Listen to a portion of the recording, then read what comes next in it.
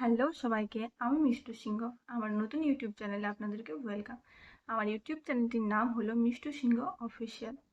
আমি আপনাদের সাথে আজকে শেয়ার করব ইলিশ মাছের ঝোল, যেটা খুবই টেস্টি এবং চটজলদি রান্না হয়ে যায়।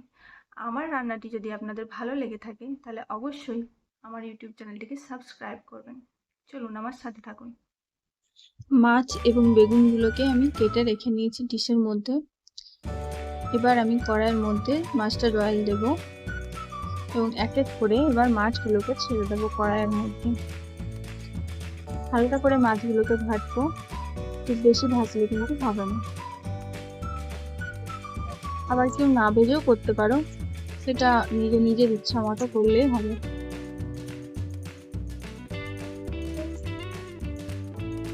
ভালো করে একটু ভেজে নেবো হালকা হালকা করে।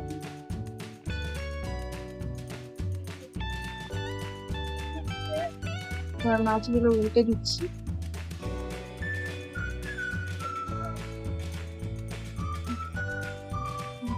হালকা হালকা ভেজে এবার মাছগুলোকে নামিয়ে নেবো। এবার বেগুনগুলোকে আমি ভেজে নেবো একটু।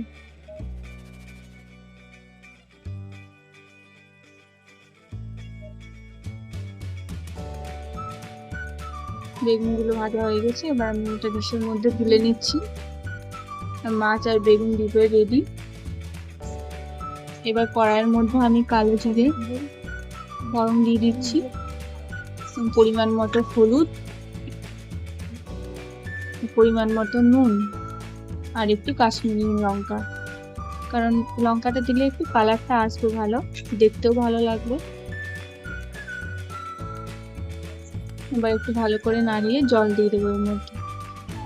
তারপরে কাঁচা লঙ্কাগুলি এক এক করে দিয়ে দেবো।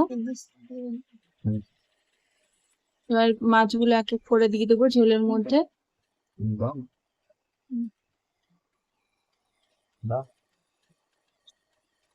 এবার বেগুনগুলোও দিয়ে দেবো এক এক করে।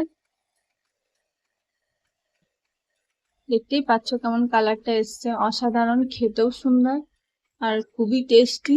আপনারা অবশ্যই একবার বাড়িতে বানিয়ে দেখবেন, খেতে খুবই ভালো হবে।